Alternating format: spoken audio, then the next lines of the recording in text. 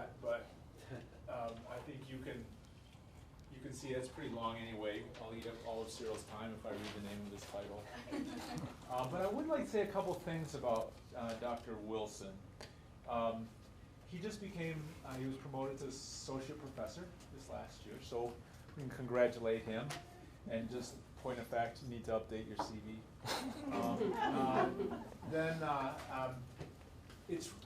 It has been such a pleasure to have him in our department for a wide variety of reasons. And one of them, I'll say from my own experience, is that he has a worldview that is special in this community, on this campus. And I had the opportunity of working with him and taking students to Istanbul a few years back. And he was able to translate his world experience and his professional expertise into something very meaningful for the students and for me in that experience. He got his PhD a few years back at Indiana State University. I won't read you the name of the title, it's boring. But he's got a master's degree in anthropology, he's got a master's degree in environmental and urban geography, a master's degree in development studies. As Steve Martin said, dude's so smart, he's got more degrees than a thermometer. And then he's got a bachelor's degree also in geography and economics. And he comes from a family of geographers, so it's in him. This concept of geography is in him, and it comes out in his work and his dedication and so on. So today, he'll speak on one of a number of different projects he has committed to over the years. And so with that, if there's anything else we should know about you, I'll leave that up to you. Thank you very much, Paul, for the exquisite introduction. You're welcome. I'm flattered, to say the least. Thank you, everybody, for coming and taking time off your busy schedule. So what I'm presenting today is a project I've been involved in for over a decade, but I transitioned it into the remote sensing lane some 4 or 5 years ago. So some of you might have known there was a brutal civil war in Sierra Leone between 1991 and 2002, which claimed the lives of over 50,000 people. A lot of people were maimed, and a lot of people were displaced internally, and a lot of people ended up as refugees, not only within West Africa, but even up here in the United States. So going back 2001, in partnership with the Field Museum in Chicago, we got a $50,000 grant to study the impact of civil war on the environment. So we did a lot of research, survey, and interviewed people who suffered from the war and got a lot of cultural, economic, social data sets. So fast forwarding 5 years ago, with my expertise in remote sensing, I figured out that I can integrate this dynamic within the lens of remote sensing. So what I'm going to present here is how civil war affects forced migration. People move out of battlefront into safe havens, and how that in turn impacts on population and what impact that has on land use, land cover. So the way I look at this is to look at a pre-war period, quantify the land use, land cover, do the same for the war period, and then I also interested in the post-war period to see if there are differences or similarities between these different times epoch. So this was mostly focusing on urban area because no work prior to this has ever been done within this dynamic in urban areas. So I looked at the Primate city, which is Freetown. I'm going to be zooming into that area in the next couple of slides. And then I look at two lower ranked cities in terms of population and size in the center of the country, and the third one is in the east of the country.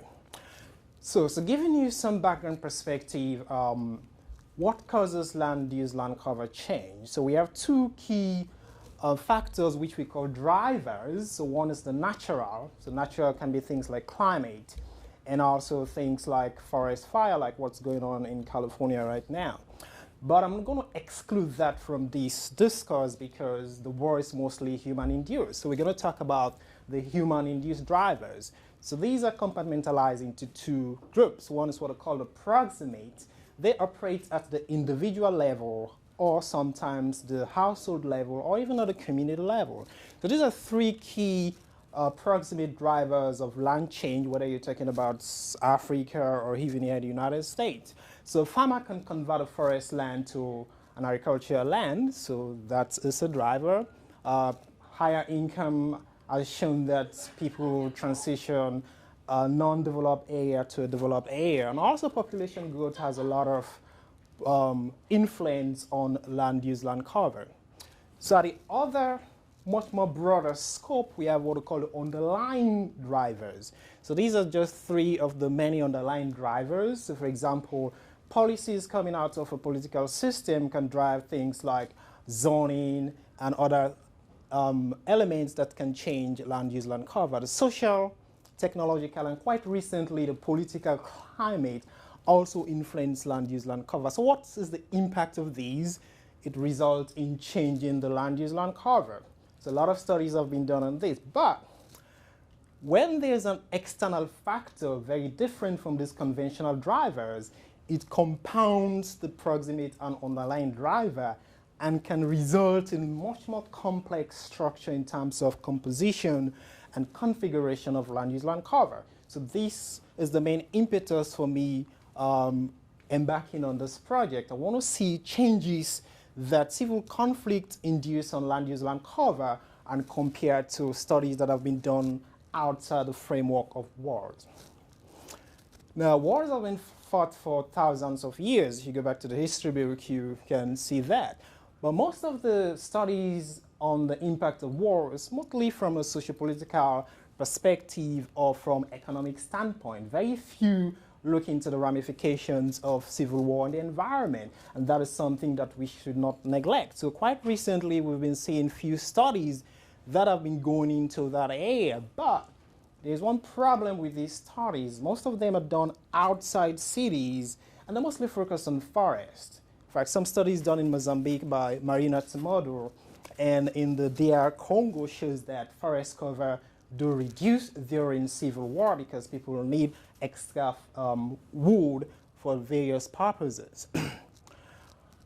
Very recently, we've been seeing some interest in the nexus between civil conflict and land use, land cover, starting in 2012. So I've done some studies with one of my key co-author and myself, and quite recently, 2 weeks ago, another guy, this guy's published a work somewhere, I want to believe in the DR Congo, to see the relationship between civil conflict and these land chain drivers.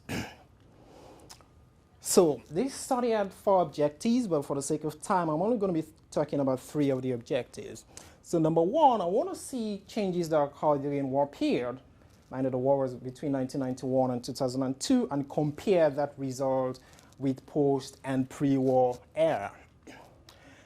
And secondly, I want to do this across different urban entities. So the Primate city, which is the largest free town, and compare the results to the lower ranked city to see whether there are similarities or opposing patterns.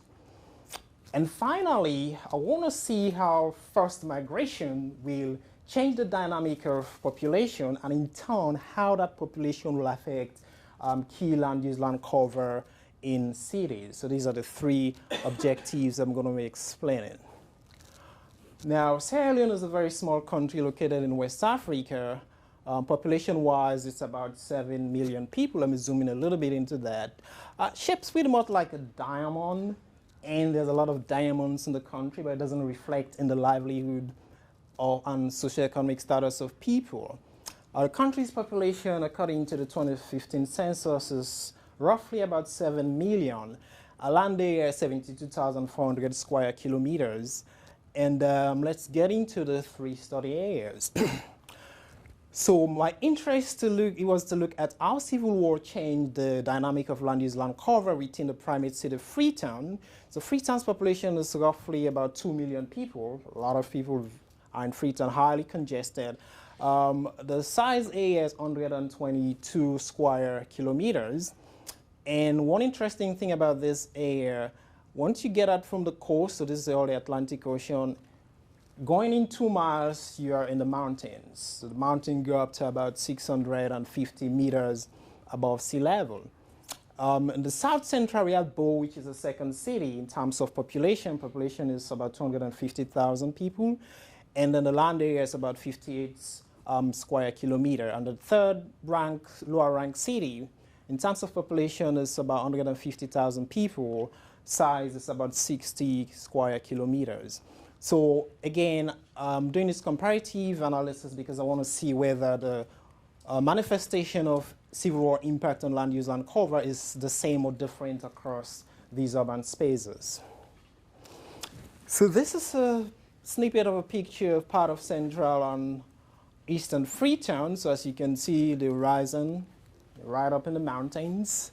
Unfortunately, I have very good pictures for Bo and Kenema here, but if you're interested, I can share those pictures with you.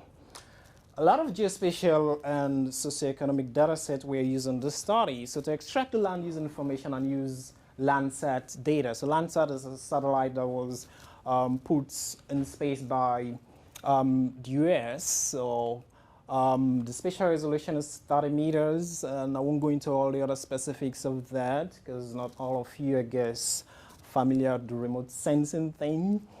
And then, as I mentioned, in 2001, we got money through the Chicago 2020, and the Film Museum contacted us to start working on this project. So we collected a lot of data, north, south, east, and west of the country, and also collected GPS points. And when I was working on this remote sensing aspect of the project, I contacted people in Sierra Leone to update some of the GPS locations. And then to model the battle itself, there's a very comprehensive data set called the Armed Conflict Location and Event Data Set. It was originally housed in Oslo, but now it's housed somewhere in the United States. This is a very comprehensive data which has over 200,000 battle events, not only in Africa, but other hotspots in the world. So the data set is geospatial, it has location information, and also it will tell you the date of a particular battle, who were the protagonists, the fighters, how long did the battle lasted for, and the casualty. So the importance of the data set is to develop what we call hotspots of battle. For example, if there's an area where we have very high intensity of casualties, duration of war, that is a potential area that people are going to migrate out of. So a total of 1,607 what we call dyadic battle events were extracted from this massive data set. And another important geospatial data set that we used were roads, water bodies, elevation. Now, why did we use road? Our survey found out that the rebels, these are the people who were fighting against the government, were in most of the highways. So people were afraid to escape through highways. So people use trails and forest. So I developed a probability surface which will have low propensity for people going through roads when they are moving away from battle hotspots into safe havens. And also people will find it difficult to go through lakes or large rivers and to go up mountains in their quest to avoid being killed in the battle hotspot. And then of course population information is very important. So there was a lack of population census during that war period. So what I did was to look at the 1985 census of the country and the 2004 and try to scale them to 1991 at the onset of the war and 2002 at the end of the war. I'm not going to go into all the algorithms for that.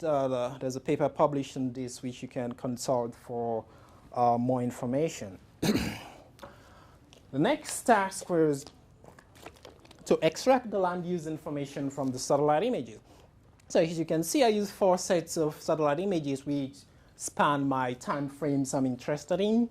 So there's a lot of work involved in extracting the information. I'm not going to go through the specific, though I will call pre-processing. And then to actually extract the information, you do what I call classification. So I employed a hybrid classification scheme. First phase was Spectral, but the results of Spectral was not very good. So I integrated ancillary data using what I call expert system to improve on those results. At the end of the day, I have my land use maps for the period before the war period, and the post-war period. So these are the what I call change detection, trying to see changes between pre-war, war, and post-war. Now, the next and most challenging aspect of this project was to develop the migration modeling. So I developed what I call a spatially explicit model. That in layman terms just means to put space within how people move away from one point to the next. So first was to develop hotspots using the ACLED data, that is the battle data I talked about earlier. So this is the algorithm I use. I'm not going to go into all the specifics. One of you love stats here. I don't see many hands going up. But so what is so what is do is we look at a particular battle, for example, K, and compare it with a neighboring battle I. And if we have clusters of high intensity battle, then that is a potential hotspot. So intensity again is quantified in terms of casualties, duration of battle, etc., etc. So this developed hotspots, moderately hotspot, and cold spot. I'll show a map later on in the results section. And then we do calculate average. I use what I call a chiefdom. It can be visualized as census tract. Those of you are familiar with the US Census boundaries. And then, of course, the S is to calculate the standard deviation that feeds into the hotspot analysis. So once I completed the hotspot analysis, the next stage of the modeling was to see how people moved, how many people moved, and where they moved from and where they are moving to. So this was implemented in R. So the result from the hotspot analysis, the census scale data I looked at, was able to calculate areas which had population loss over the war period, and the probability surface, we talked about the barriers, the road network people avoid, major roads, things like lakes, mountains, and also the distance. If somebody is far away from a particular city, and that person might not be migrating to that city, they might migrate somewhere else which is closer and safer. So be able to map out the surface, I did what I call an inverse distance weighting. So this simply means that if a battle occurs close to Freetown, somebody will migrate to Freetown other than going to the lower ranked cities or someplace else. And then we have a coefficient of prediction, which is a function of the distance between a battle hotspot and a potential receiving city, and then we weight the surface. There's something we call distance decay in geography. Something closer might have high propensity. As you move away, the inclination decline. So this was all operationalized. And finally, in terms of the objective, I wanted to see how the change in population caused by forced migration influenced key land use land cover at the onset of the war in 1991 and also at the end of the war in 2002. So this was done using a simple bivariate regression. Unfortunately, I couldn't do a multiple linear regression because there was a lot of multicollinearity with my dependent variables. So I used the land use land cover regressed on the population. So let's get to results. So this is the land use land cover map for metropolitan Freetown in 1986. As you can see, there was a lot of forested area, we have institutional, red is residential. So let's see at the onset of the war, a little bit of increase, as you can tell, going back to 86, 91. So let's look at what happened following the end of the war. It's a massive increase in the spatial extent and configuration of the residential area and eating into the forest. We also see significant urban agriculture developing in the area, which we didn't see before. And let's look at the post-war cities expanding further, even getting close to the edge. And we see a lot of built, bare ground in these areas. So the first lower ranked city, which is Bo, this was the manifestation of land use land cover in 86. 91, some increase, not very much. End of the war, a lot of increase. The increase, the trend continue at the post-war period. This is Kenema, the second lower ranked city. So this was the land use land cover in 86.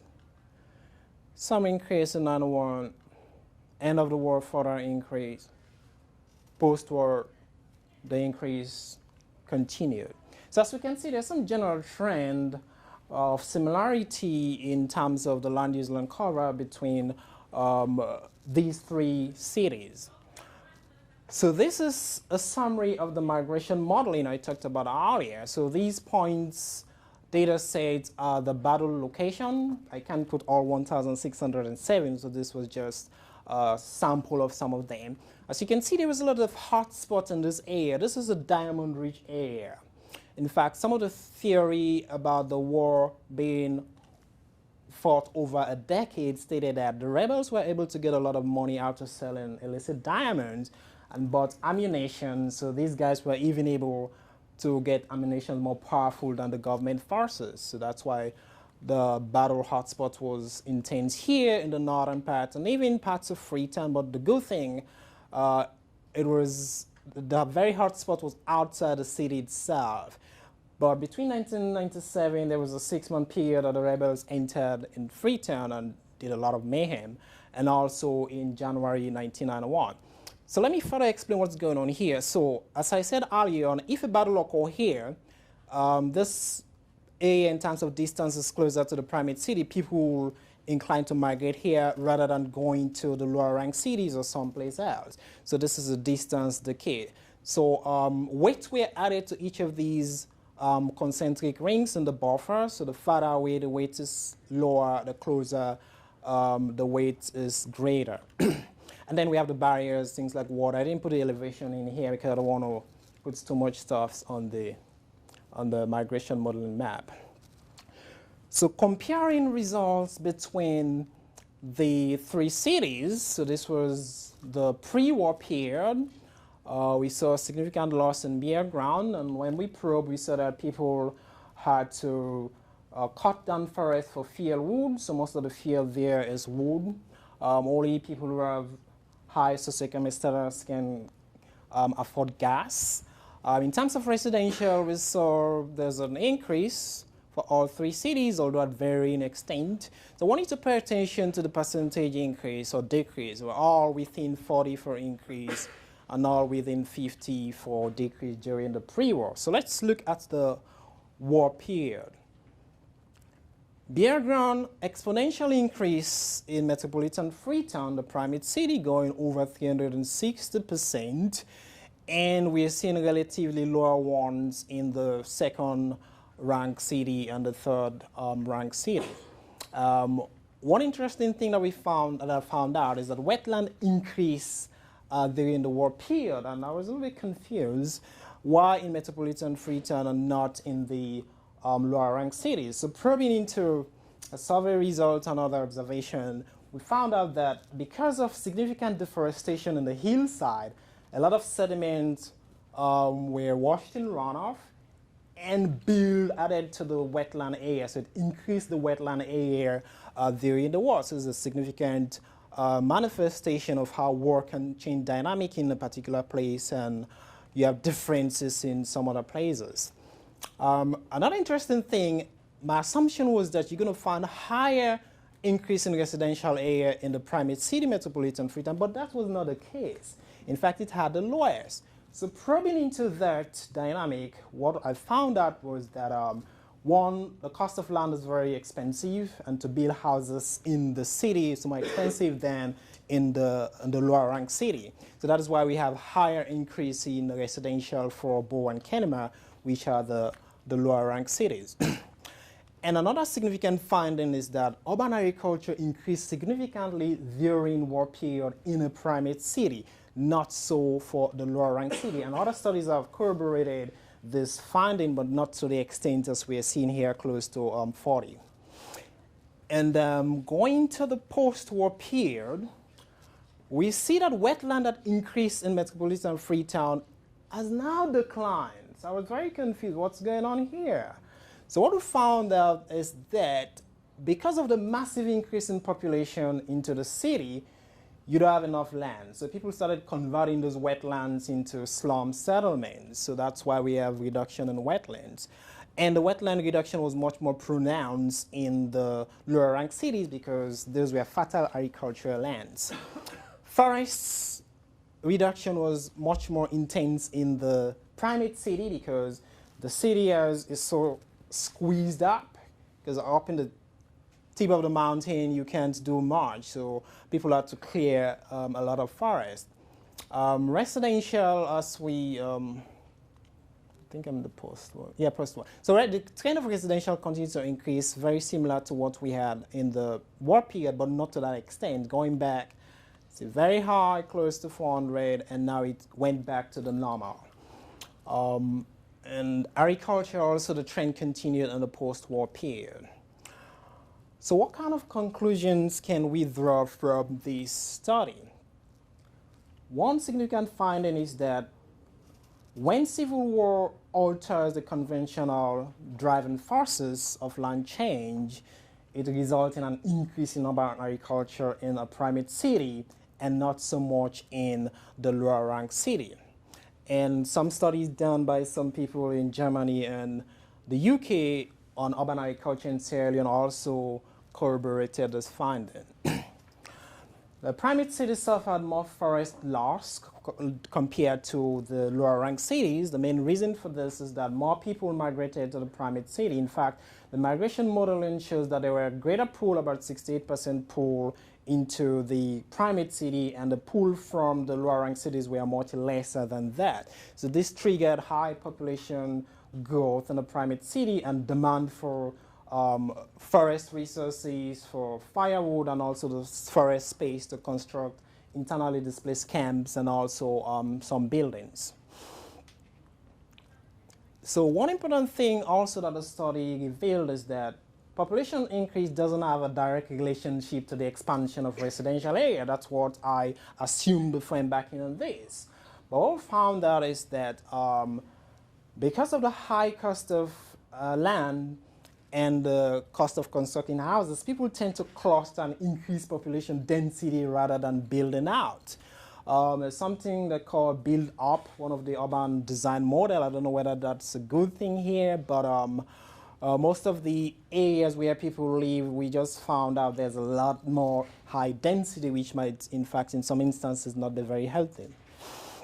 Now, the regression analysis I was only able to do for the primate city because the spatial resolution of the boundary for the lower ranked cities was too coarse. So what the regression result found out is that the population increase triggered by civil conflict resulted in significant changes in residential and also bare ground. There was a high coefficient of determination, and then which was statistically significant at the 95% confidence level. And there are some other findings also which you can get from the publication in International Journal of Remote Sensing. Thank you for your attention. I'm happy to take questions. Yes. So, back in your results slide, there was the chart that showed that agriculture had increased in the Freetown. Do you think that's because that has anything to do with the battles that were going on just outside of town? And are you talking during the war period or outside of war? Period. Now, the reason why, okay, I didn't touch on this. Another reason why agriculture increased is most of the people that migrated from the countryside were farmers. So they migrated to the city, and most of the economic activity in the city is service-oriented.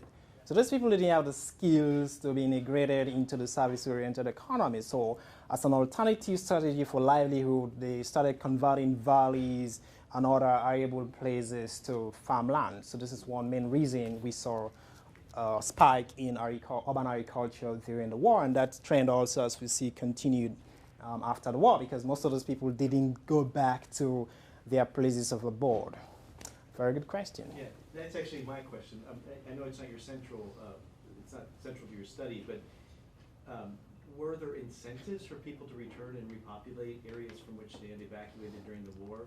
Were international NGOs, the government providing any kind of transition assistance for reconstruction and repopulation? Yes, very interesting question. Yes, some people did move back to the countryside, but stay there for 1 or 2 months, move back to the city. Okay, so because they have that bright light effect. I've been exposed to city light. Yeah. They want to go back to the countryside. But yes, there were a lot of resettlement programs in place to facilitate repatriation. Yes. So the percentage growth in agricultural land in the cities is Mhm. greater after the war than during the war.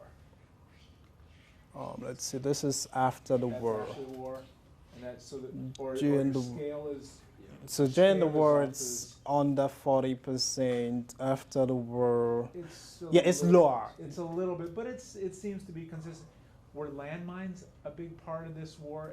Have landmines? No, there are taken no. Luckily, no mines were put in place during this war. It was mostly fought with.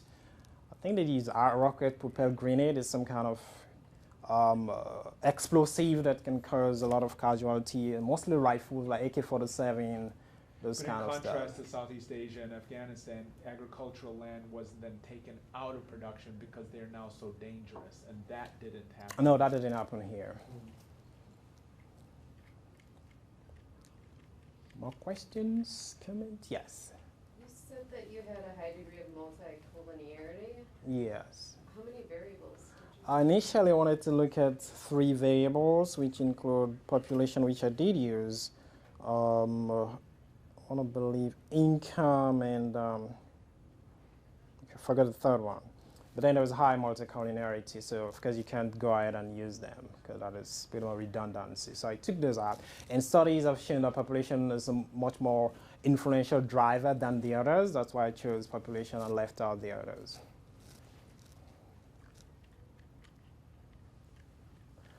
More questions, comments?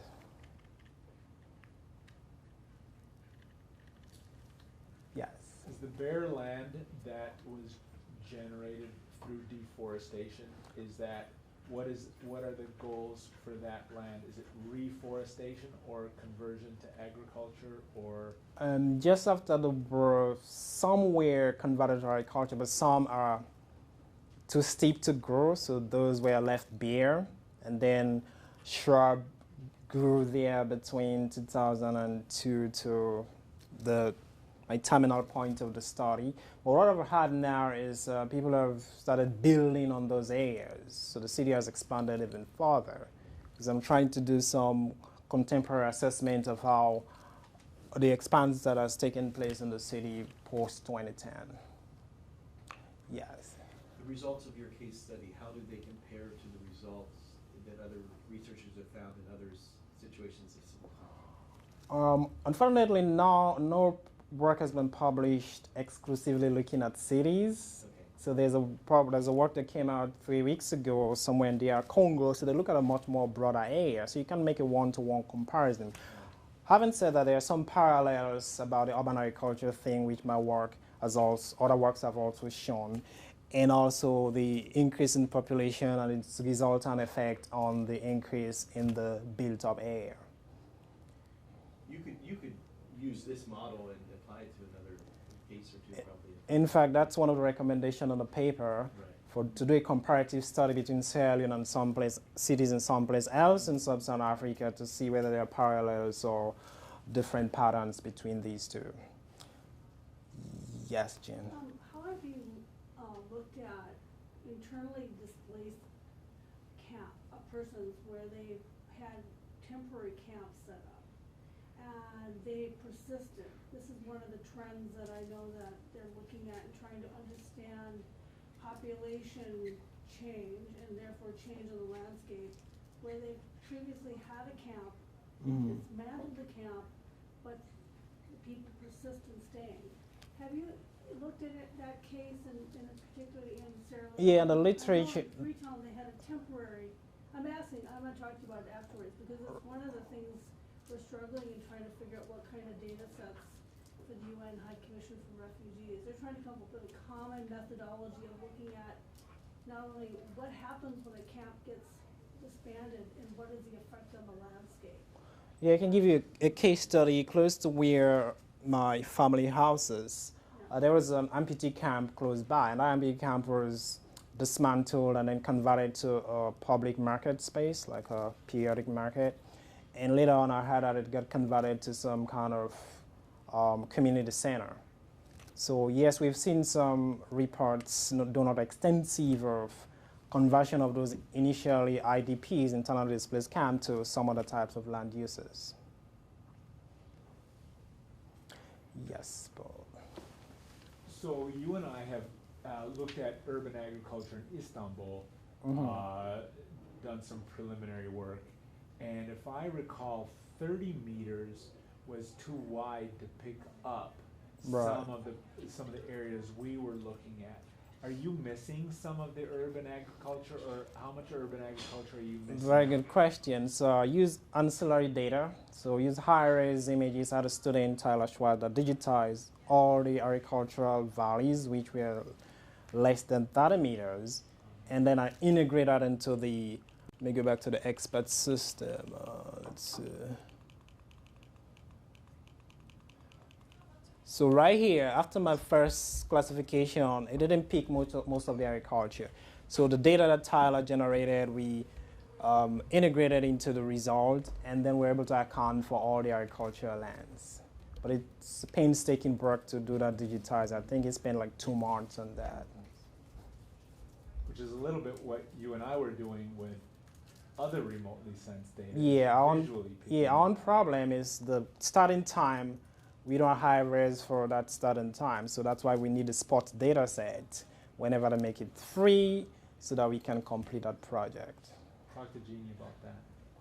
Yeah, maybe Jen can help us with high-res images for Yeah, I spot. think a new data set called Copernicus from Europe is gonna help in this area, and they're publishing that openly, and it should be starting to be available across the globe in different, but it's a much higher scale than Landsat. So what is the time? Spatially and spatially. So What about the time frame that it covered? Does it go into the 80s? No, Or? that's the problem. It's all new. It's all Yeah. brand new satellites, so that'll be difficult. But still going forward, it was one of the drivers actually. In fact, Gates Foundation money went in with the European Commission to come up with satellite imagery to a finer scale to be able to address multiple questions. But one of them was growth of urban agriculture, and actually be a driver into the updating that database on armed conflict, which has lots of problems with it. Right. I mean, the approach is correct, but the spatial extent of those are not precise. Yeah, exactly. I found that, so I had to And like classified refine data some of is those unclassified. locations. So because I had expert knowledge from survey, so I had to refine some of the locations that the ACLED data There's a set. classified version of that data set, which is much more precise, but they're not releasing it because they don't want unfortunately, the methods of how they, the imagery methods that they, Right. so unfortunately. Very good. More questions, comments? Since we're already on time. I think we're about 12:50. So if there are no more questions, the publication is out there. If you want it, I can email it to you. You guys have my email. You can just search on the UWE website. And thank you very much for coming and paying attention to my seemingly boring talk on the mathematical modeling, but I guess the other aspect were not that boring, right?